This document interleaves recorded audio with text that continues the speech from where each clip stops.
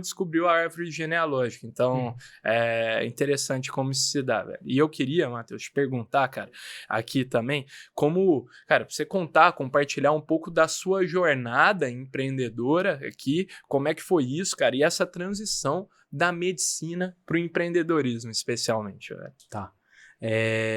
A minha jornada, ela é uma jornada... A minha jornada, ela é uma jornada um pouco diferente da habitual, mas quando a gente acaba olhando para grandes empreendedores, a gente vê que ela é muitas vezes bem comum. Um dos grandes desafios que eu acho que existe dentro de empreender é quais são as habilidades corretas que eu preciso ter antes de empreender, né? Tá. Então, assim, o que eu preciso realmente saber antes de empreender? Existe uma resposta prática para isso? Não existe, né? Então, assim, eu acho que a primeira coisa que tem que existir na pessoa que decide empreender é ela saber que ela está disposta a passar por aquele risco, Massa. né? Então, assim, essa é a primeira questão e o ponto mais importante. Quando eu comecei a pensar na possibilidade de empreender, foi algo que surgiu para mim de uma forma muito natural, né? Então, assim, quando ao longo da minha vida eu me formei dentro das instituições que eu me formei e decidi prestar medicina, eu já prestei medicina com um aspecto de ter consciência e saber que eu sempre quis ser um profissional autônomo. Então, assim, eu queria ter a liberdade para poder montar minha clínica, eu queria ter a liberdade para poder gerir a minha clínica, eu queria ter a liberdade para poder montar a minha agenda e definir o que é o meu objetivo ou não. Então, assim, entrar em medicina já foi um pouco dessa busca e dessa necessidade de ter liberdade de gestão de agenda. Quando eu entrei na universidade, eu realmente me apaixonei pela profissão. Eu sempre tive muito... Pela medicina. Sempre tive muita boa desenvoltura enquanto eu estudava, né? Fiz medicina na USP em São Paulo.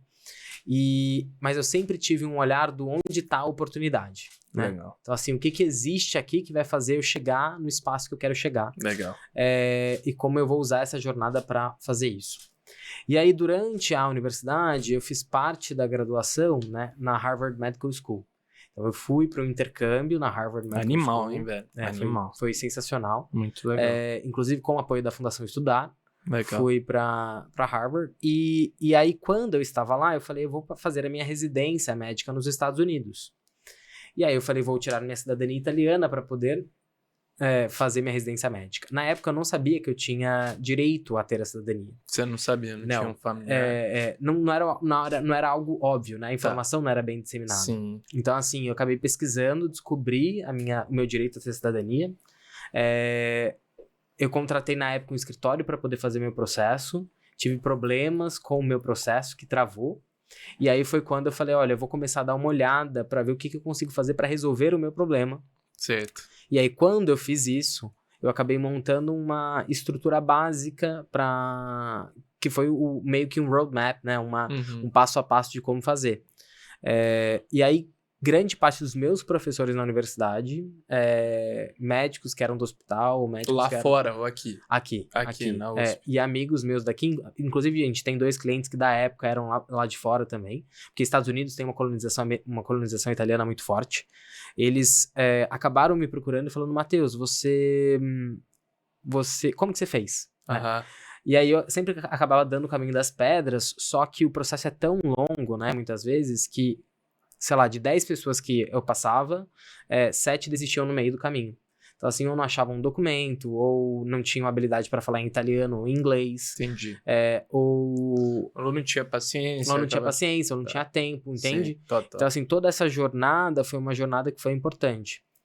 Aí, quando isso aconteceu, no final daquele ano, a estrutura na Itália, que a princípio me atendeu inicialmente, chegou em mim e falou, Matheus, metade dos meus clientes, quase 60% dos meus clientes desse ano foi você que mandou.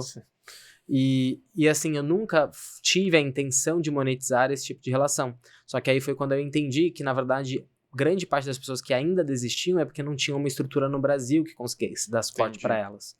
Então, o que a gente optou por fazer vamos montar uma estrutura, então, que seja Brasil e Itália, que dê suporte tanto no Brasil quanto na Itália e internalizar toda essa operação, para que o cliente que chega, ele consiga ter o atendimento de ponta a ponta e não ter que se preocupar com problemas como os quais eu tive durante o meu processo e que atrasaram o meu processo muito mais. Foi uma dor que você sentiu na pele, né, Matheus? Você falou, porra, o processo é difícil pra caramba, é burocrático, é demorado, então vou achar uma forma de resolver essa dor. E a gente pode assumir, Matheus, que o que, cara, te deu o estalo pra você identificar isso como uma oportunidade foi isso, cara, da moça ali que te falou que 60% dos clientes tinham vindo por você, foi isso?